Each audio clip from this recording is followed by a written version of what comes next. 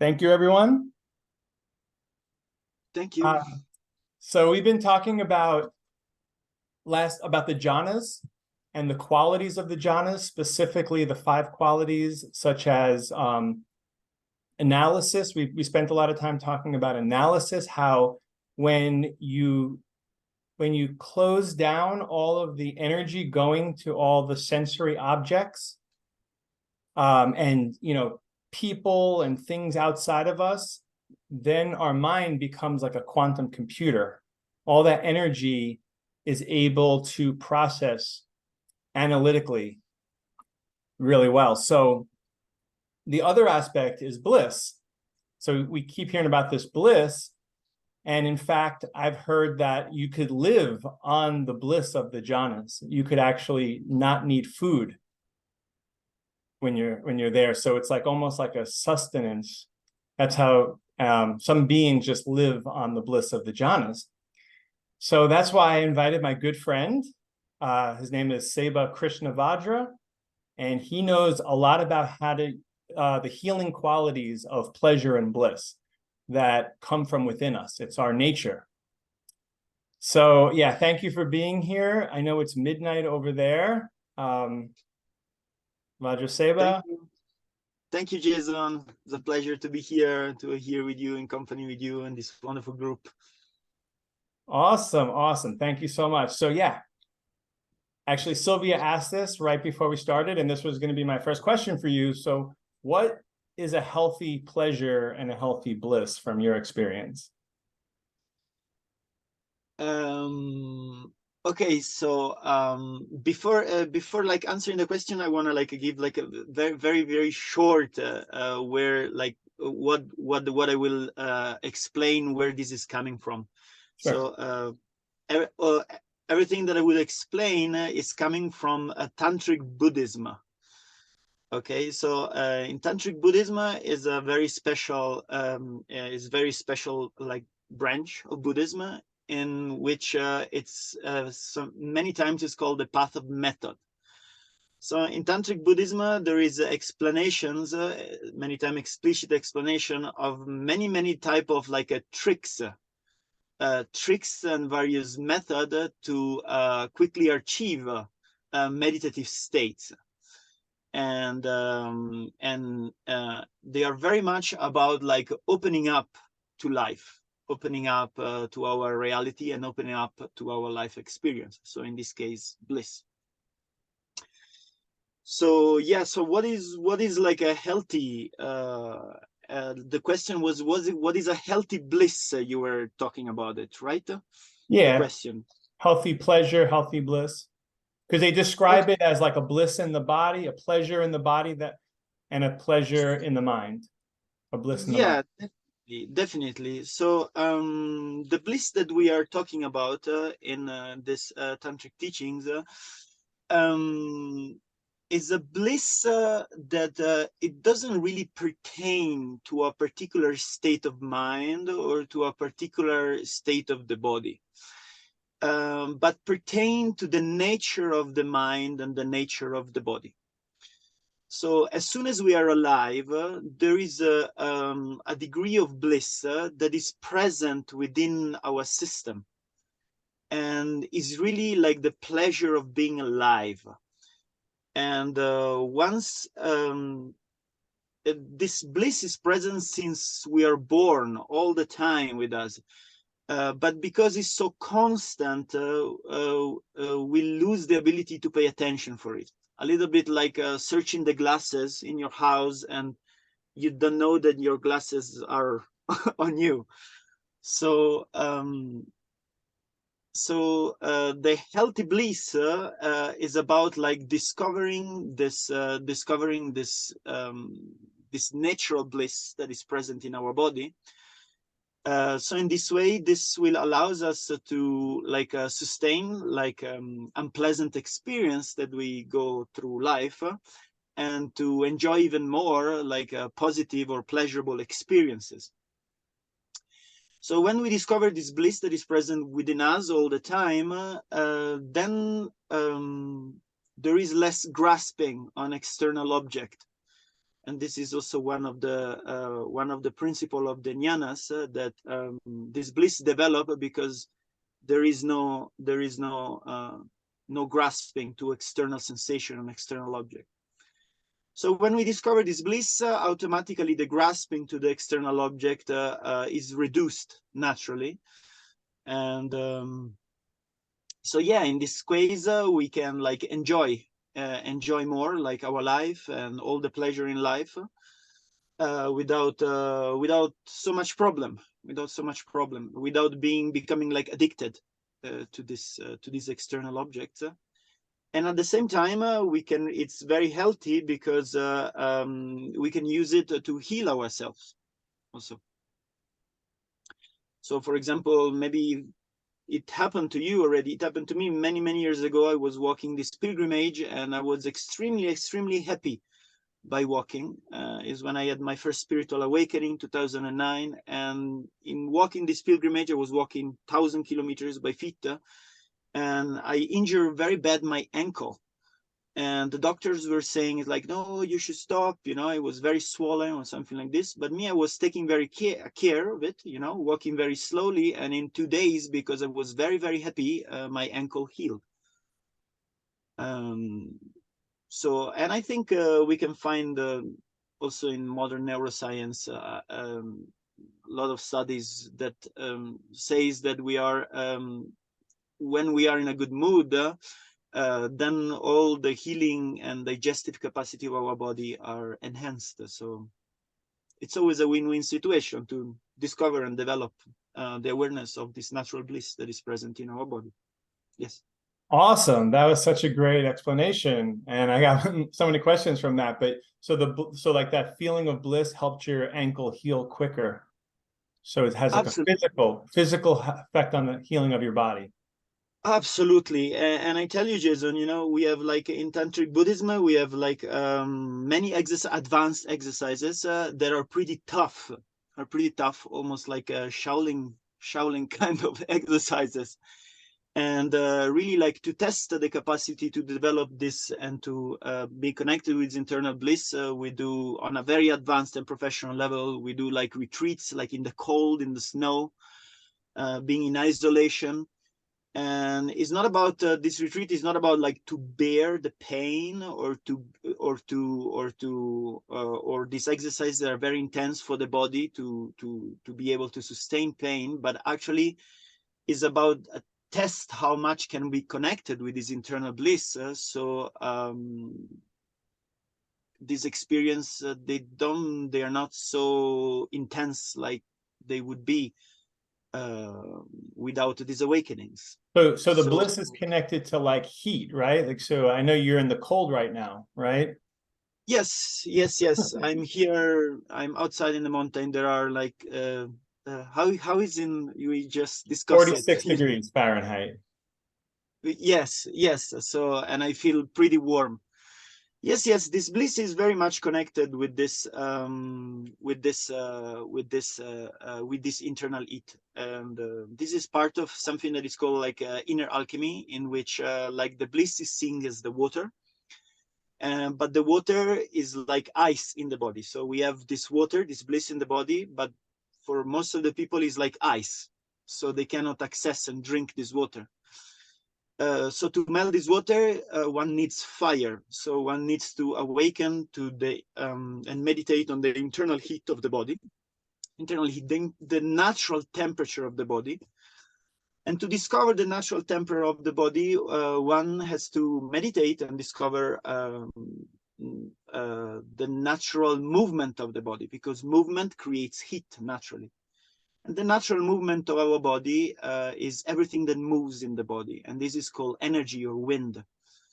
So this movement is mainly two things: is the pulsation of our blood in our arteries and the movement of our breath that create variation of the pressure inside our fascia and our tissue in the body.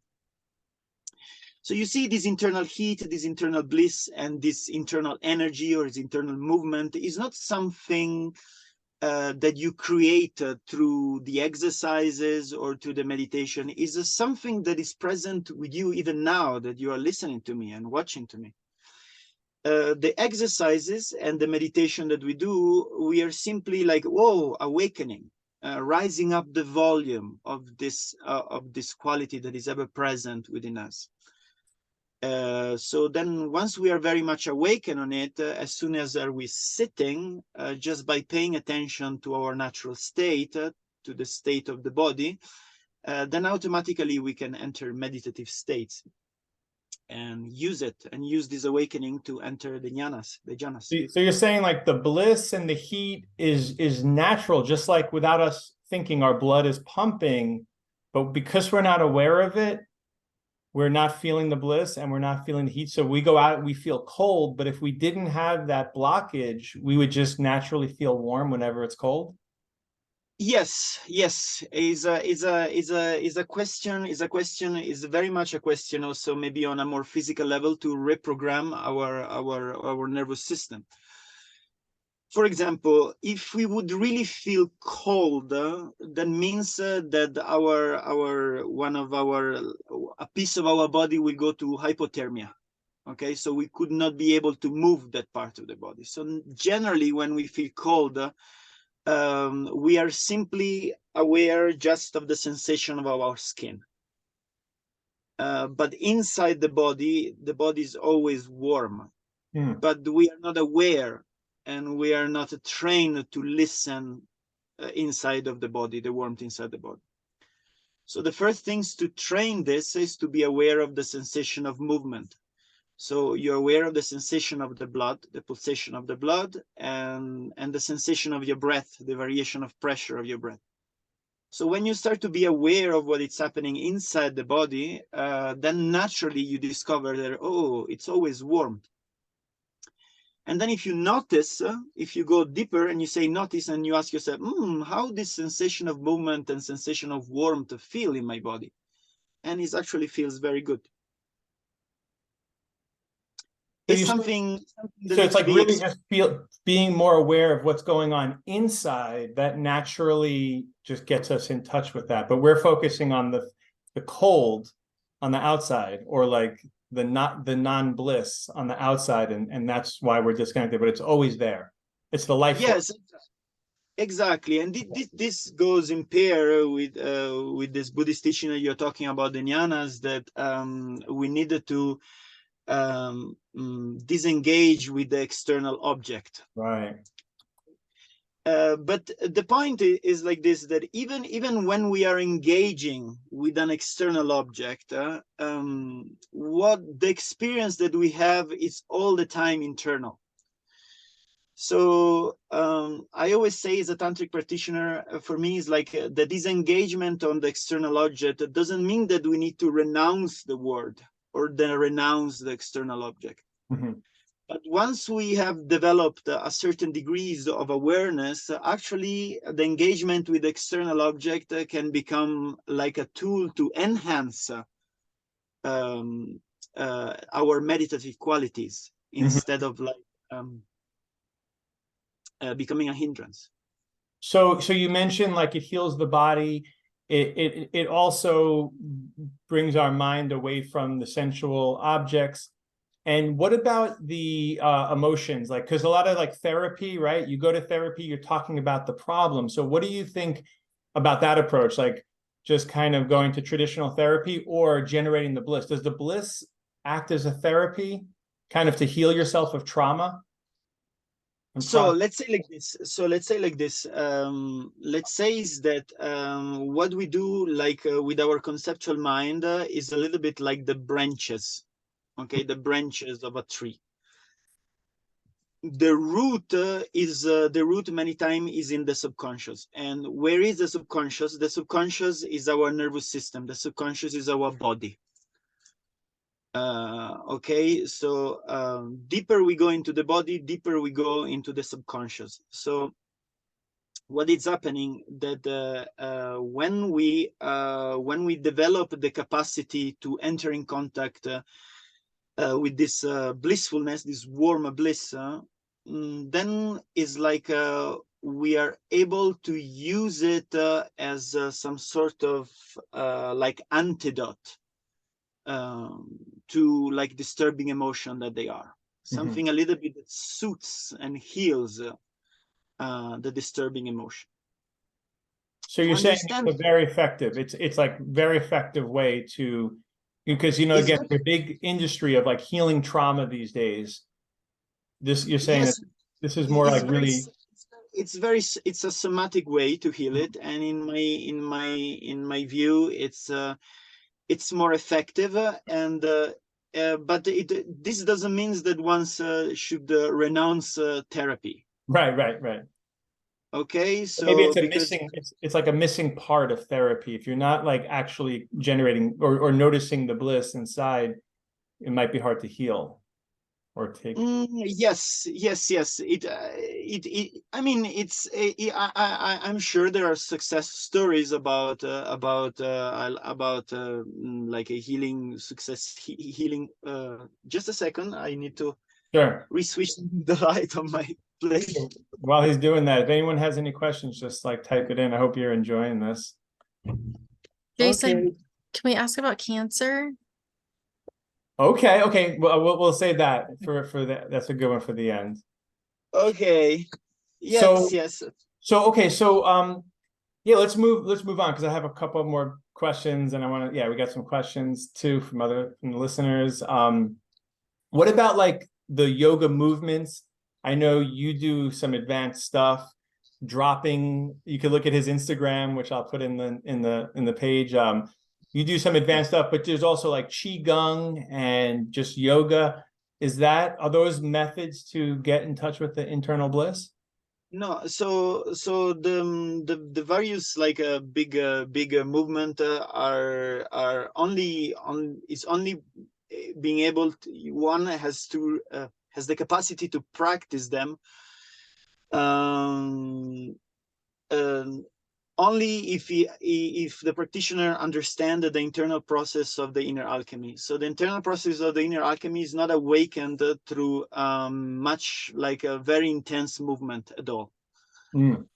So the basis of the inner alchemy are very simple and involves what this involves breathwork exercises and movement of various centers in the body, especially located in the spine.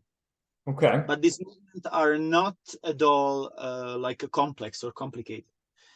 So I teach the inner alchemy to anyone, independent of any condition that they have, like old or young. Depends if someone has a particular condition, then the exercises they just need to be tailored for that particular condition. So you're saying that the real practice is very subtle, but the advanced moves are just ways to get you able to get into the subtle practices? Yeah, no, it's not very physical in a way that the movement are complex. Okay, movement they are not complex at all. Actually, the movement is very simple. So even like to show like on Instagram or something like this, a movement that is just like a rotation of the belly or just movement of the shoulders, it will not attract so much attention. So you're saying the advanced stuff is was that? That's why I don't film so much simple things. So you're saying that the simple stuff is actually more effective, but the advanced stuff is to attract people to these mahasiddhas. I mean, the advanced stuff is to get this inner alchemy to an advanced level. So if you want to like achieve like advanced level into this inner alchemy practice, then a certain type of body conditioning it's necessary. Yes. But to heal and to integrate these practices in our day-to-day life, it's not necessary. And I have many students that I have achieved like an incredible amount of healings without without practicing like having great yogic bodies or practicing like a circus or things like this. So you're saying just start with the basic stuff. You're going to get a lot of results, and then if you want to go on to more advanced, you can. Actually, yes. It's actually even the mastery. If you talk about like many internal arts masters, not only Tibetan but Indian or Chinese, they all know that it's about mastering the basics that really bring you very far. And also someone was mentioning, I want to tell you, someone was mentioning like a cancer, like when you really go like a deeper into the practice of the bliss, in which we have like deeper activation that you do. And normally this I teach mainly live because it takes like a couple of days to do it. Then you can develop something that it's called the practice of the inner nectar. The practice of the inner nectar is a practice in which we develop this strong sensation of bliss that comes from the center of our brains and then mixed with our saliva. And utilizing this sensation paired with particular breath work then brings a very, very intense wash of pleasure in various parts of the body. And this can be used to heal diseases. So I think this is like this. I don't want to like make a claims because like I'm not a doctor. I don't want to get in trouble or something like this. But a student last year, she had like breast cancer, and she healed just with the nutrition, natural methods, and practicing this nectar practice every day in the morning. This bliss can be very intoxicating also. So also the simple practice when is if it's practiced even too much. I remember one of my students say, I cannot practice so intensely before going to work because I feel like I smoke 3 joints before going to work. Well, that's good. I was going to ask you about that too. Like, you know, with like, what are your thoughts on, you know, people using these psychedelics? I know there is some, like the Mahasiddhas, they use certain things, and it's one of the sacraments. Yes. So Tantra is about turning poison into medicines. So it all depends on the capacity of the practitioner. So the best way is that before like using any medicine or things like this, there should be some awareness of this natural energetic process that happen within the body. And then when this happens, any healings, all this other external boost that we can have, like altered state of consciousness, they just they enhance the practice that we the awakening that we already have developed through our meditation and energy practice. So they help integration of it. So they're very useful, but they needs to be first one should learn how to meditate properly, and then eventually engage in all these other things like using external tools and support. But the bliss can actually make you feel like you're on some kind of substance, like your student said, like 3 joints.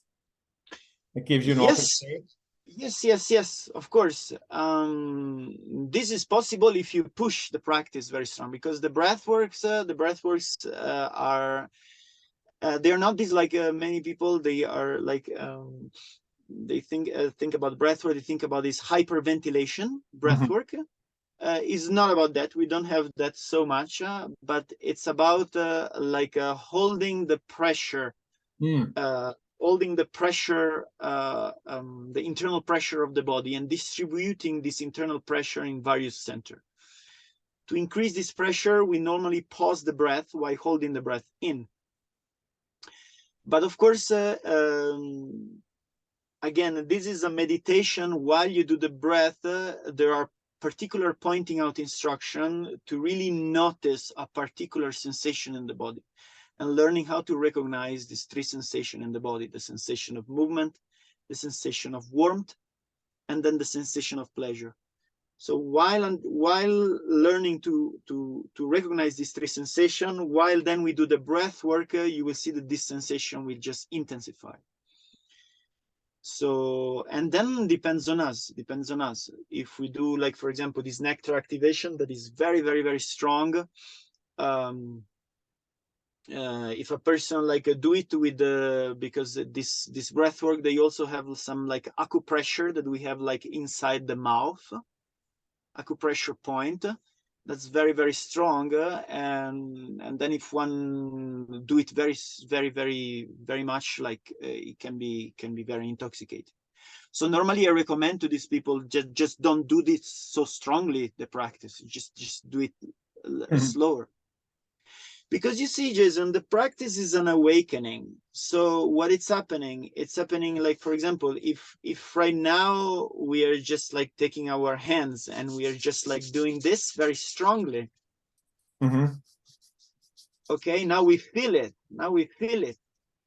And then when we leave it, and we still feel it. Okay.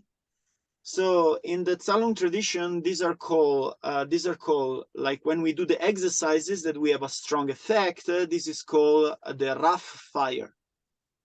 Then when we finish the practice, that we are automatically in meditation. So we are kind of like making some kind of biohack in the body to enter a meditative state. This is called calm fire. So the practice is to having this kind of like a strong experiences during our practice. So it kind of rewire the nervous system into its natural state. And the natural state of the nervous system of a human, it's a meditative state. It's an awakened state. Right. It's like the jhana. The jhana is actually kind of like our natural state, but we... Absolutely. So you see, guys, everybody, like this stuff you read in books, he's literally doing this. Like this is how he does it. So like these nectars, like they're not metaphorical, and he's not telling you. We talked last time about, and I'm going to talk soon about trust and faith in Buddhism. Faith is like one of the most important things in Buddhism, but it's not blind faith. Everything he's talking about, he can teach you how to do it, and he received the teachings.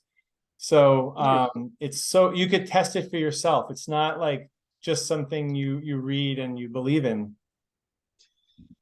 Yeah. Many time also also if you try to search this technique are very profound. We are very, very little people who are transmitting it, and also transmitting this way, because you may find that this technique, but many people, they are just teaching through imagination. So healing meditation, like imagining at the top of the head, there is light entering in your body, and then suddenly you feel all this bliss, and people are like this, like, right. Okay, bliss, where is this bliss? So yeah, so here it's like it's very somatic. So it's really started by experiencing this, and the experience is done through the exercises. Exercising in combination with this pointing out instruction. Yeah, that's why when I met you, I was so happy, because I knew this stuff was real, but everybody, it seems like, is doing it with the imagination. It's like a metaphorical thing, but it's actually not. And you can display it, but very, like, you notice, right? It's the lineages have kind of, not to like attack people, but like it's not everybody's really doing it the authentic way right now, what you've seen, right? Well, yeah, there is a little bit of decadence into the Vajrayana.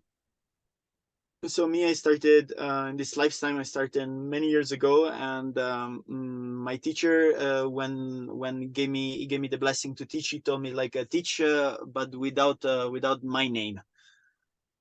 So so in this way, he gave me the opportunity to not just like discover and receiving many teachings.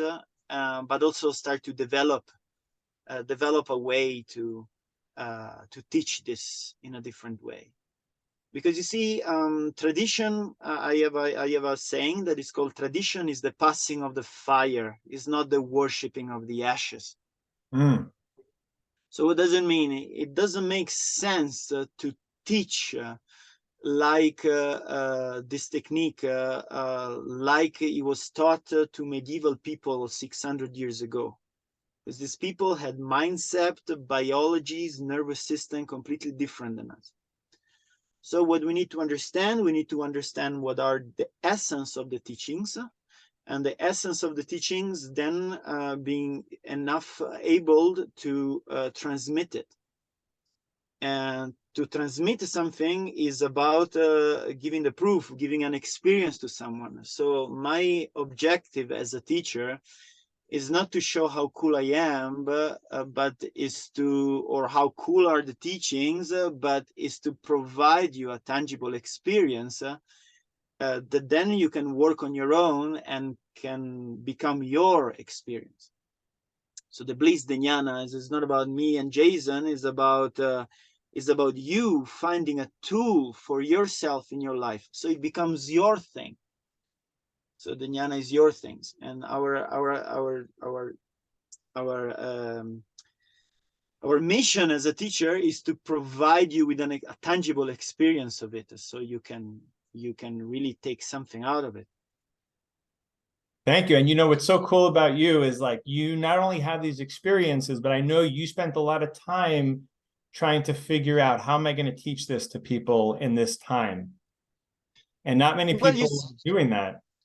Well, you see, like my project is called Body Mandala Yoga Research Project. So body mandala. Okay, so the mandala is like, your body is a mandala. Exactly. The mandala is like the universe, but your body, the universe is found in the body, but it's a research project. Yeah. So because the things is that I research, I receive transmission, I receive teachings, I go myself in retreat, but the good things is like, then I look into a person and I interfacing with a person, and then anyone has different like capacity, has different elements in the body. So by interacting and working with people, I research also, and I understand how to give like the best.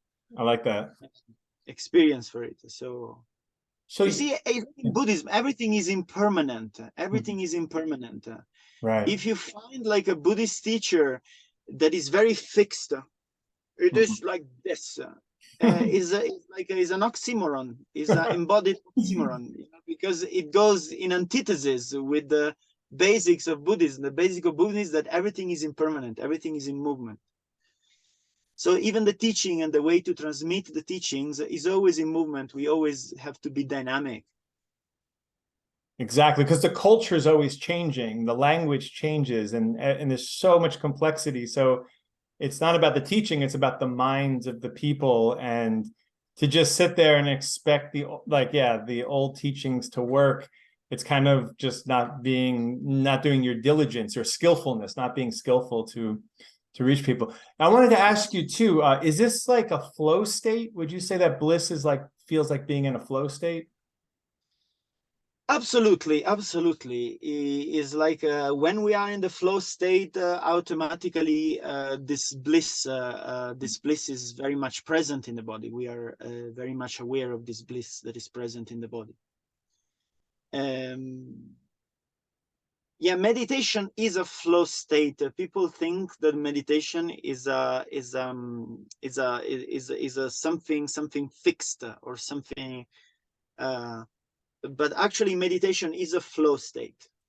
So it's a process. It's a process of like riding the waves of the change, riding the waves of the mind, riding the waves of the breath, riding the waves of the heartbeat.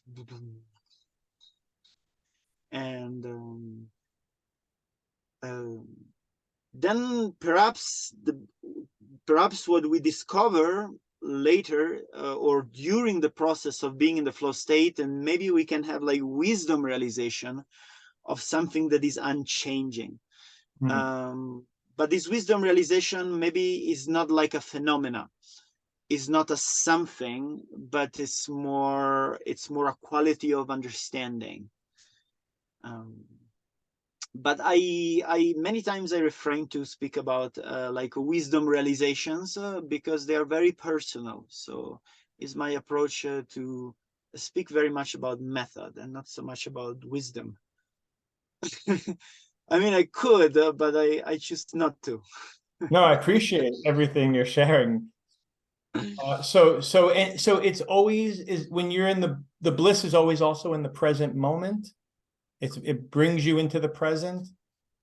Yes, of course, because to discover this bliss, we need to awaken to our condition. Mm-hmm. So what is our condition? Our condition is the condition of being alive. Mm-hmm. We may dream, we may do everything, but our experience is an embodied experience. And in the moment that we connect, to connect with ourselves, we need to feel ourselves. And our body is not in the past, it's not in the future. Our body is always here and now. The blood is pumping here and now. The breath is here and now. So once we connect with the movement of the body, then we understand that there is all the time warmth within us. Mm-hmm. All the time. If we lose warmth in the body, especially in the center of the body, we die. So the warmth in the body is not like a something that comes and goes. The warmth in the body is there all the time. The temperature of the body, it's the nature of ourselves. It's our natural condition. It's our natural condition of being a living being, a live being.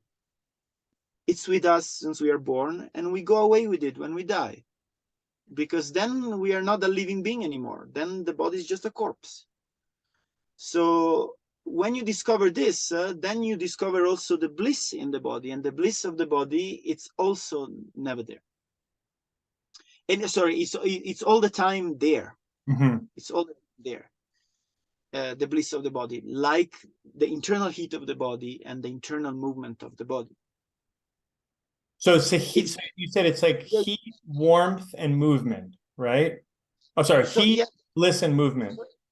Exactly, and these are it's called the three alchemical element that are the wind, the fire, and the water. Right. So the bliss is the elixir, is the water, is really what we want to have. Like the fire and the wind are the tools that combines together allows us to spot this natural blissful condition that we have in the body. Mm. Something that I always tell people is like, oh, I don't know, where is this bliss? Actually, this bliss, it's the pleasure of our breathing. The pleasure of our breathing? Of our breathing, because our breath is always warmth. There is always temperature in our breath, and our breath is all that is ever pleasant. And we like breathing so much that we never stop since we are born. We never. If you say, oh, I don't know, like this, then you stop breathing. You stop and try. After like 2 minutes, and then you listen to your breath, and you say, now you see that you like to breathe. It's interesting because they say the fourth jhana is when the bliss fades away and you're left with like this supreme state of equanimity and peace, and your breath stops. Absolutely. So the bliss, it's found inside the breath, but the bliss is not the breath. So the bliss move within the breath. So when it stops, is even more bliss, you're saying? Oh, of course, it's even more bliss. There are certain moments when you have awakened this and you enter in meditation. There are certain moments that, breathing and all this feeling, it's so good in the body. And then the breath suddenly, stop, boom. So good. The breath stops, like the body feels that has no weight, and you are in this state of profound absorption that lasts as long as it is your capacity. Sometimes it lasts for like 5 minutes. Sometimes it lasts for like this very intense samadhic and absorption state. Actually, if the breath would stop for 3 minutes, then is one of the highest achievement of meditation, samadhi achievement. And this basically simulates the process of death. But this is something very advanced and also something that needs a lot of like a training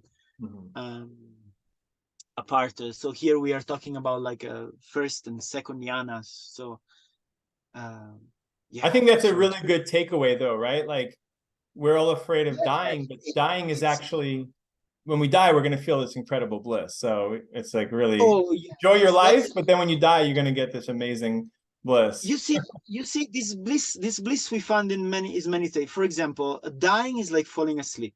Mm-hmm. Everyone likes to fall asleep. How good. Remember when you fall asleep, in the moment that you're like, oh, you're there in your bed, in the moment that you are just like going, oh yes, it's so good, boom, it's very blissful. I never want to wake up. I want to just stay there. So actually also when you fall asleep, there are like energetic happening in your body, in which this essence or this stigle, this blissfulness, is moving in certain pathway of your energy body. Mm-hmm. These are all teaching that we find in Tantra. And so yes, so the jnana and understanding how to use the bliss and understanding of how to properly meditate and enter into absorption state, it's useful. There is no side effect. There are no side effects. No negative effect. Sorry? There's no negative effect. There's no negative side effect. There's many positive side effects. Like you get healthy, you get more. And remember, like everything he's talking about, it also helps you. You see how articulate he is? Like when you're in bliss, you also get this power of analysis that goes together. So as you're in the first jhana, you get, so that's why he's able to explain all this, because it goes together. If someone is genuinely in the bliss, they're going to also develop the analysis. But you get the things, and a lot of things come through intuition also, because that's your higher mind working all these functions. You're basically your subconscious, like kind of second jhana is like your left and right brain are fully on board. So every experience you've ever had, you could just bring it up and you could find patterns. Like the right brain is for pattern recognition. So that's why you get these incredible breakthroughs, experiences,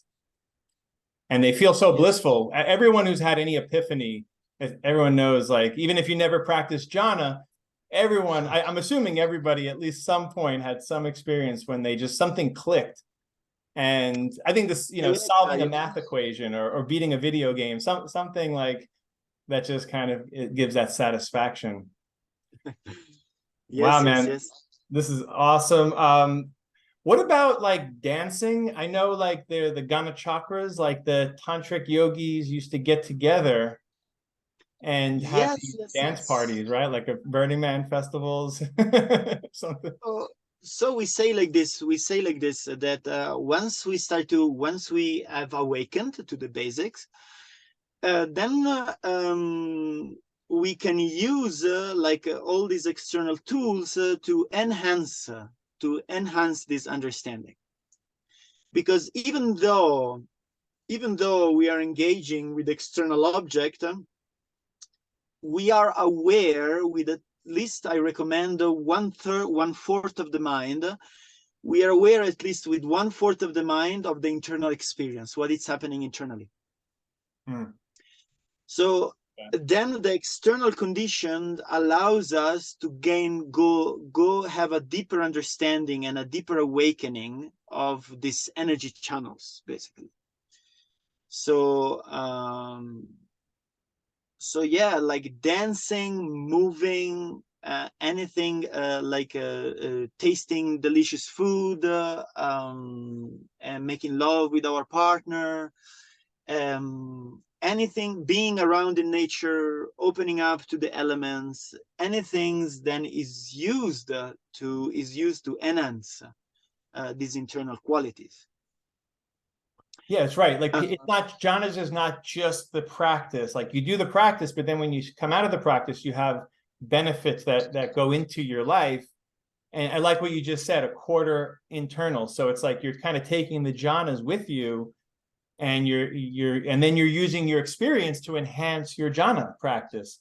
And then when you sit down, and that's what I love about this, is like you have the what they call it, like meditative session, and then post meditation session, and they just enhance each other if done properly. And at one point, and this is what I'm talking about, rough fire and then calm fire. Calm fire is what's happening in the post-meditative session. Is like you do a strong session, and then you feel the effect after that remains with you in the post-meditation. It's like an echoes of your practice remains. Then in the post-meditation session, you integrate the things into your life, and these things, they keep on like this reverberation of this echo. It keeps on going because you're feeding it with these external experiences. And then at one point, it comes the conclusion of the practice that is called stable fire. So that means that at one point you don't understand anymore when you are meditating or not meditating. So, and that's the awakened state. And it's not something that is far away from us. You know, many people think about enlightenment. Woo! No. I believe it's something very, very near, and something that is very achievable. Well, again, it's like that bliss in the heat. It seems like you're saying that. It's like it's when we're born with it. It's always there, and it's so close that we miss it. That's the problem. That's why it's not about, you see, Buddhism is not about going somewhere. Right. It's about awakening. Awakening to what? Or our condition. So when we wake up, oh, it was just a dream. When you remember, oh, yeah, it was just a dream. Then you know that even though you were dreaming, you were sleeping in your bed. So when you wake up, you understand that, oh, it was like this even before. It was always like this. Okay. All right, good timing, dude. So wow, that was incredible.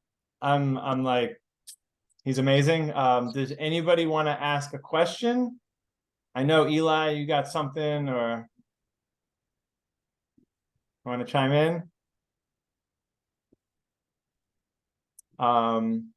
Here he comes. No, I just want to say it was amazing. I do work with Seba. I do sessions with him, so it's absolutely amazing. So thank you. Hey, Eli, thank you, brother. So good to see you. Awesome. So this, yeah. Then? This, yeah. What did you say? It was like the acupuncture point at the top of the mouth. Is that with your tongue, or is that with, you touch it with your finger, or? Yes. So maybe you're familiar with something with your tongue. This is also maybe you're familiar with something like this. Yes. So it's actually a complex procedure that I cannot really explain in this way because it needs like a particular context to be transmitted.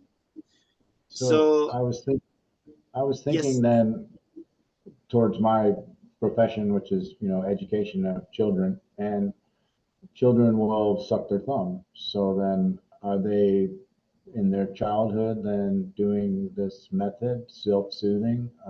Yes, so absolutely. So so I can explain something about we have particular energy centers in the body, and the second center is the center of the mouth and the throat. It's called the Sambhoga chakra, or the wheel of enjoyment. And it's all connected with the mouth and connected with the palate and connected with the tongue. Okay, so this center, it's the first center in which we receive enjoyment, and especially since we are kids. So, but we lose this ability because culturally people stop thinking about this, about like a touch in the mouth, or enjoying things with the mouth, or putting things in the mouth, or things like this. So actually, through these practices, we rediscover and we reawaken the exactly same thing.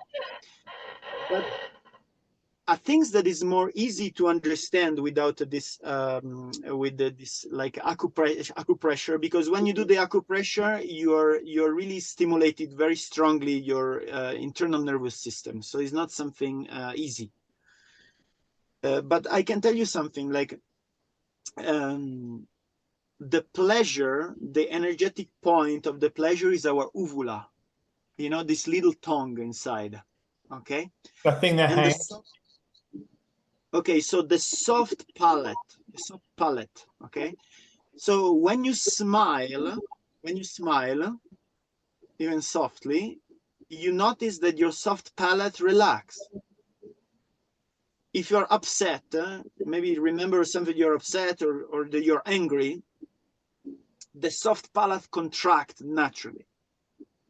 So what it happened that if we want to stimulate all these hormones of happiness, we need to release the soft palate. And the soft palate release, especially when we say ah, ah, ah. Okay, this part, relax. For example, when we see something extremely beautiful, we open the mouth, we are out of breath, and the soft palate relax. Wow. So what do we do with these exercises? It's some kind of biohacking. We are like using the body. And we are like tuning the nervous system of the body, so we can automatically enter into this state without coming with our mind and conceptual thought or external stimuli. So another thing is when your soft palate relax, is when you're hungry and you think about your favorite food. What do you do? Also, when you do your soft palate relax. So yeah, this is it. So this nectar is in the procedure, I can tell you, is activated by activating and putting a lot of pressure in the brain. So after we put all this pressure in the brain and we connected also with something in our pelvis, then we go and we activate all this acupoint in the mouth. And then the experience is not just like the experience is very, very intense. It's almost orgasmic, the experience. But this again, for example, I teach many times online, and this I don't normally transmit this online because it's very, very delicate. So I need to be in the room and I need to check each people, how they are doing, how are their expression, how they are feeling. That's why normally I never teach group more than 10 people, because I needed to take care of the persons, you know. Yes, so Awesome. definitely. Thank you. Yeah, wow, that's some amazing stuff. So again, it's just you know, getting more aware, right, of these. It's like you call it biohacking. That's like a modern term, but it's like thinking of your body as like a tool or an organ. Like the whole body is a sense organ to stimulate these bliss and states of mind. Absolutely. You see like one of the things for us, like Buddhist practitioner, one of the main nundro is one of the four thoughts that turn the mind to Dharma is about the preciousness of the human body. Oh yeah, look at this. Yes, for example, now he's showing one of the most common map of the energy channels. So you see all these diagrams. So these things are not there. So these things that you see, these are like the fingers that points at the moon. So many people, they are like trying to imagine this kind of stuff and pretending that they are there. Right. This is it's called Gomtsa in Tibetan, and it's called the meditation channels. So these are just the support for your meditation. So through the exercises, you will experience of this energy center that are called chakras, that are something that are very tangible in your body. These are like pressure chambers inside your body. And through this pointing out instruction and these exercises, you learn how to recognize it in your experience.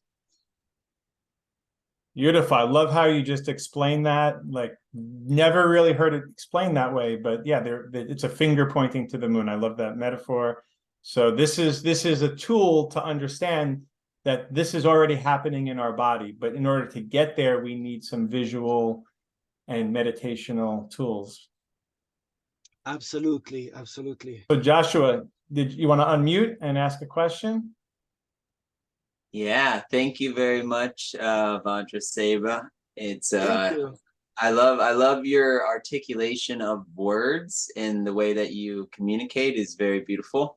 Even the form of the language of transmit, and just it's very clear, and I love it. It's very to the point and elegant, and I appreciate it. And my curiosity is around, so I teach conscious cartooning to children. So I use cartoons to teach awareness of self and expression, creativity.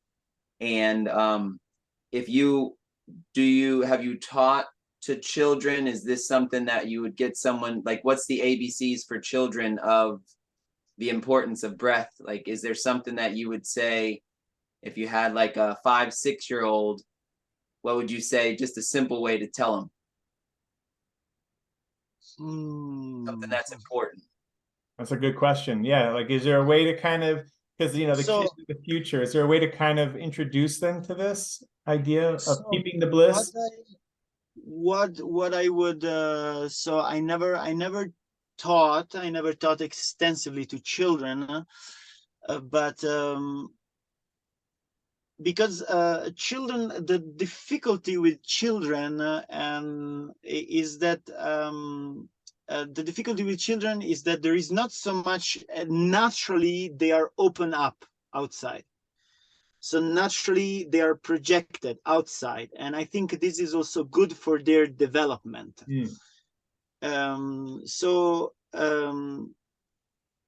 Generally speaking, is like whatever we teach to children, but also to adults, needs to be fun.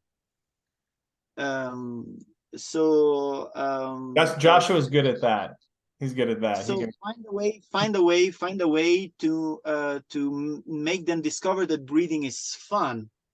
So, for example, I know that there are techniques like you can use also imagination much for kids to connect also with the breath. So, like imagining to breathe in their favorite colors, or breathe in whatever they like.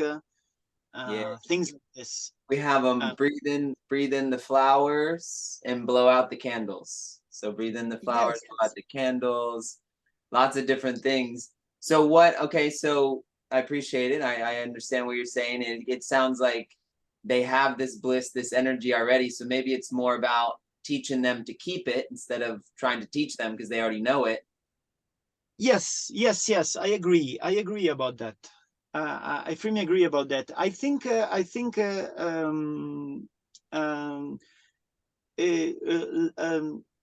awareness of the breath, maybe for kids, is very much about when they get very much, because kids, they very much may get caught into like emotion because they are very much externalized. So by like learning, teaching them how to breathe, or teaching them to be aware of the breath, then can be used to integrate, to allow them to integrate this internal, like maybe emotional state that they get into it.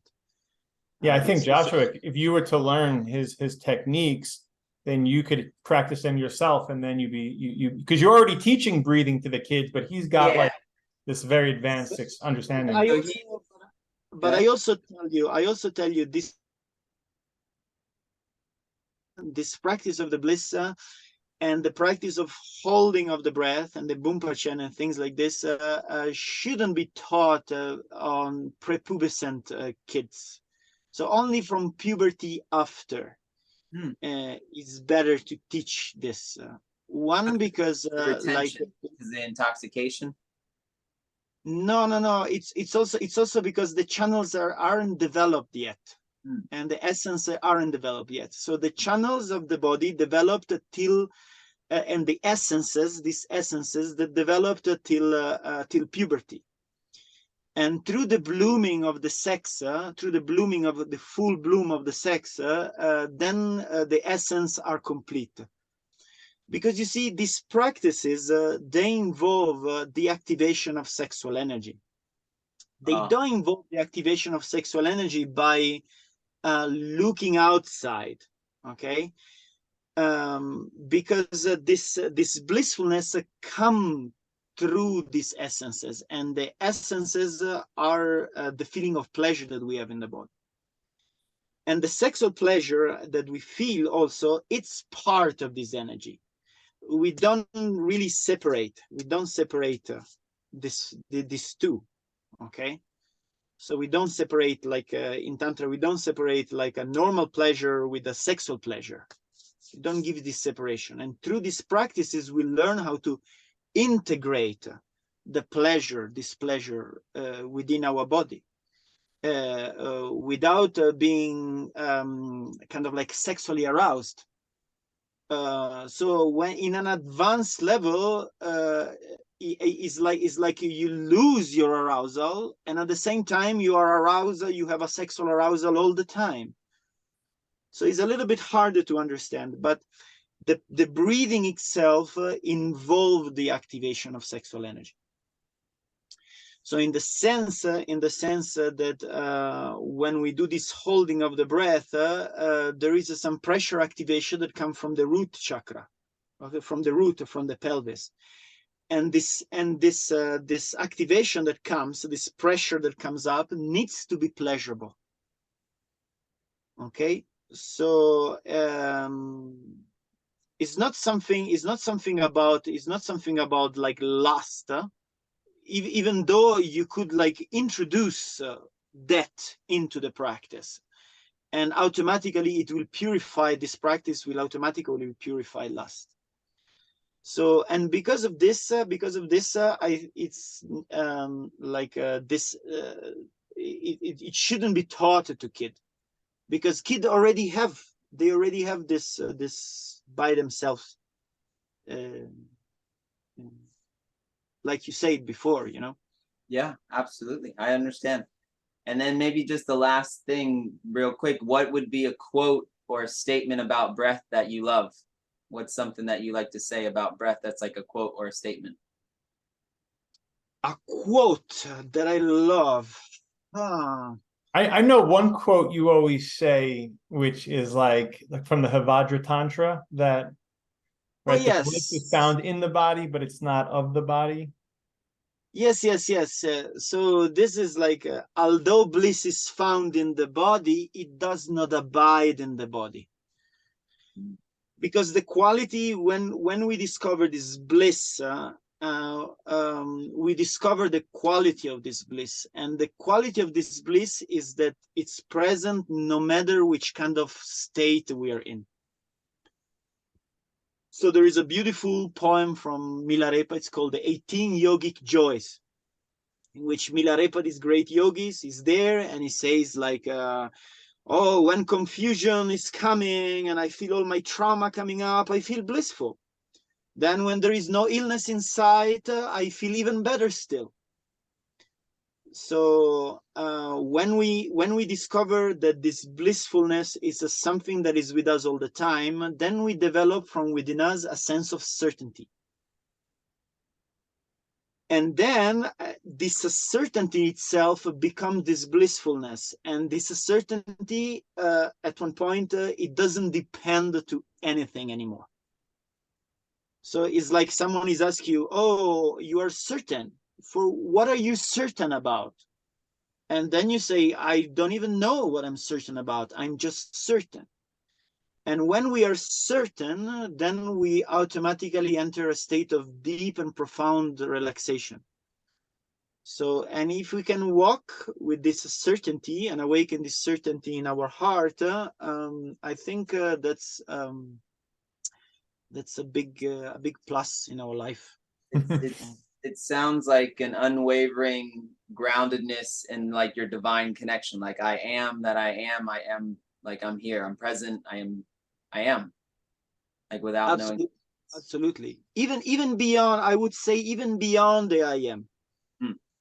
Because this certainty is beyond subject and action, is beyond conceptualization.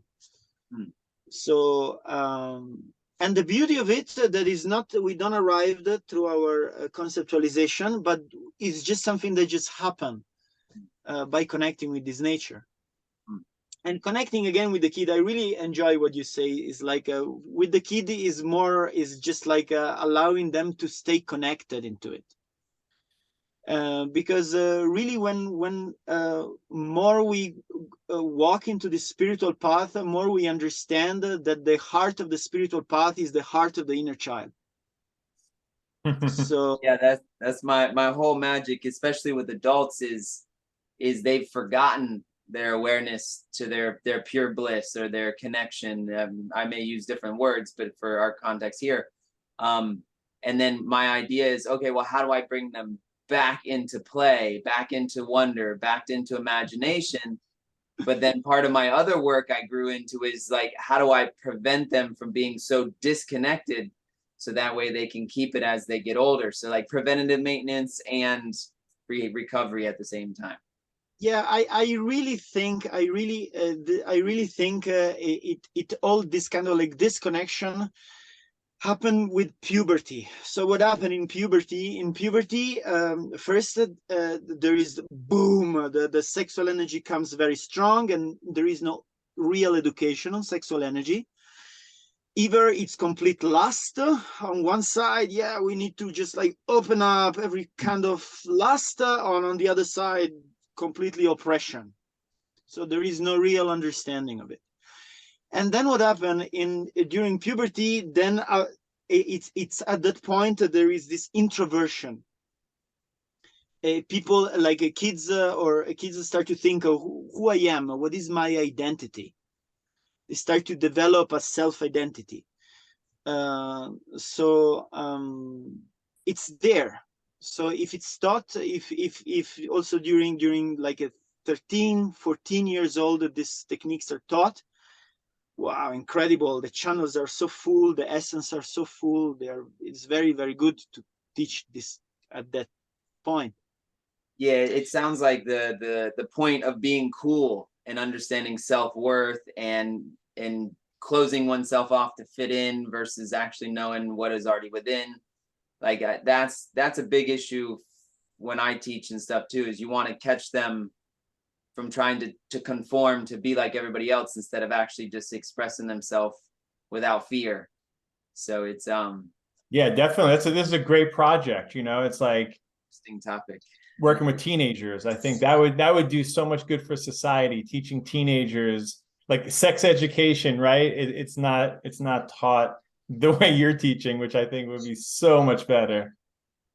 But it's either one or the other, you know. It's either right. One opposite or and the other opposite. And that's our culture now. It's like become so dual. And you're in Italy, I'm sure it's like the most extreme. You have like this, you have the Vatican, right? And then you have like this Italian like romantic kind of thing. So I don't know. I'm more thinking about there is a lot of like I'm seeing there is a lot of like a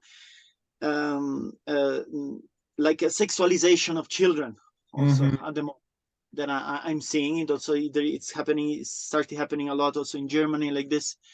And I think there is also like a need, like a collective subconscious need to address this topic. But the culture, neither the spiritual teaching are providing. I was going to ask you about this. Also, because you like see, the mainstream culture, but then even like the so-called like spiritual community, they seem like they're both missing the mark. And you're right on the target. Sometimes it's also for me, because there is a lot of cancel culture, and I'm being honest also. For me, many times there is a problem, because in this ancient profound inner alchemy, it's a work of polarity. Okay, so there is a male essence and there is a female essence. And this is the father essence that is more connected with the bliss, and the mother essence that is more connected with the warmth of the blood. Okay, that is in the region of the womb. So this both male and female has it. And a kid, especially a kid before puberty, these essences are very much connected with the parents still, energetic. Interesting. So as we grow adult, we need to learn to develop these two essences, as to kind of like detach these essences from our father and our mother. So then what happened? Then what is in between, that, you know, the father and the mother down, in between there is our heart, and our heart is the child.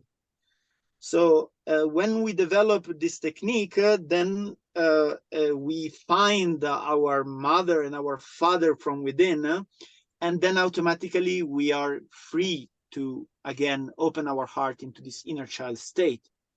But our body externally is the body of the hero. So we are not a helpless child, because a child needs the father of the mother to be protected, you know. In this case, we are our mother and our father, and we are protected. We protect and stabilize our heart. So this is a little bit more like metaphorical, but this is.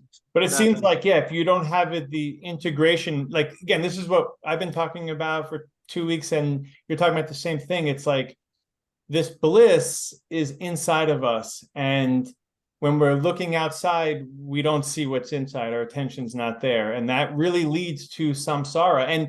And like you said, getting in touch with this inner bliss, knowing it's available, doesn't mean we can't enjoy the senses and other beings, because the contact, right, with other beings, it doesn't diminish. Actually, you would think it would. It's just the lust is gone, right? Like the grasping is gone.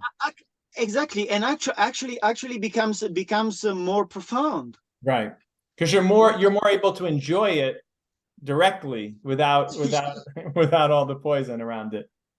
Absolutely, absolutely. Wow, this has been amazing. I was going to see if you wanted to, if there's any demonstration that you wanted to teach a simple breathing. You don't have to. You've already, I know you revealed a lot. Yes. Thank you for that. I don't know. We can if you want we can. I don't know about you guys, but if you want, we can also jump in. Maybe another time, because I don't know how much I'm talking. Maybe people has to do something. It's like 1 o'clock over there. Yeah. Maybe we could, if you like, we can also jump in another time, and we do like a short reading. Definitely. Because you have like a little demonstration, we need at least like 20 minutes. That's a good point. Yeah. And I have so many more questions. I have so many more questions for you, and I think people will. Yeah. I just wanted to share just a few small quick sketches, just so you can see a little bit of what's in my brain. Let me see. Better close. Yeah. Oh, let me see if I could pin it. Yeah, very nice. So that's the breathing, and then I started making you at the bottom. Nice, beautiful. That's so good. That's so good. Thank you. That's just how my brain works. So, but it's so good. It's the flow coming, you know. Yeah. It's the flow of the transmission.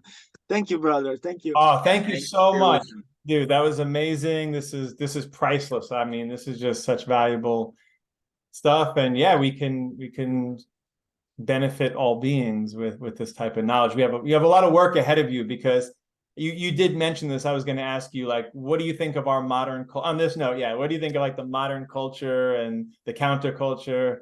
It seems like we're getting more distorted.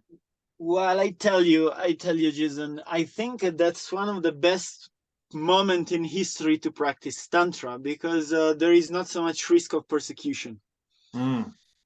Because in ancient India, even in ancient India, the tantric practice was kept secret because of risk of persecution.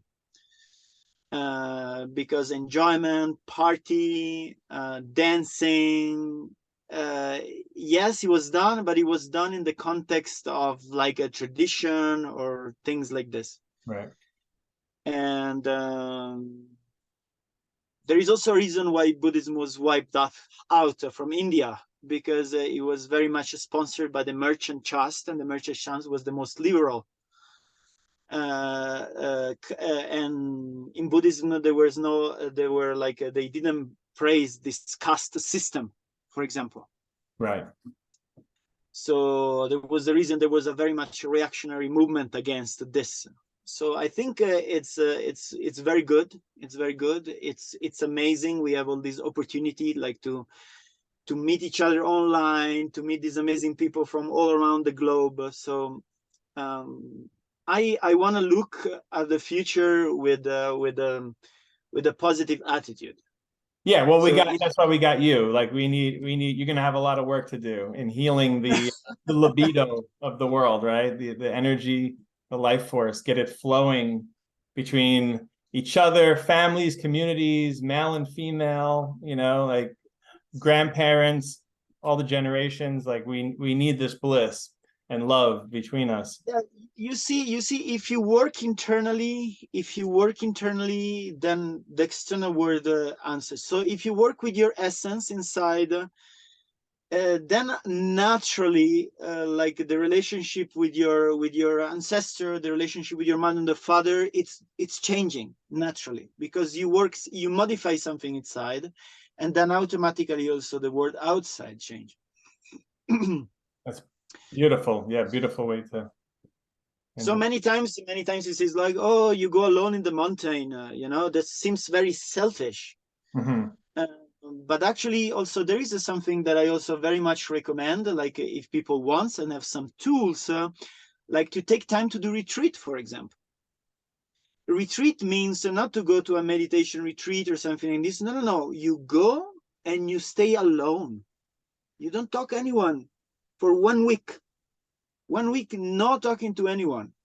It's incredible the difference after you come out of the retreat. Of course, in the retreat, maybe you learned some meditation to do, so your mind doesn't go crazy. But then it's incredible the beauty on which you can relate, like with other when you come out of it. Just a sec, You keep it dark. It actually looks kind of cool. No, no, thank you for that. That's a great point. And thank you everybody for coming. And I'll have, you know, Vajra Seba's info, and, you know, connect to him and ask questions. And yeah, thank you everyone so much. Seba, have a great night. I'm gonna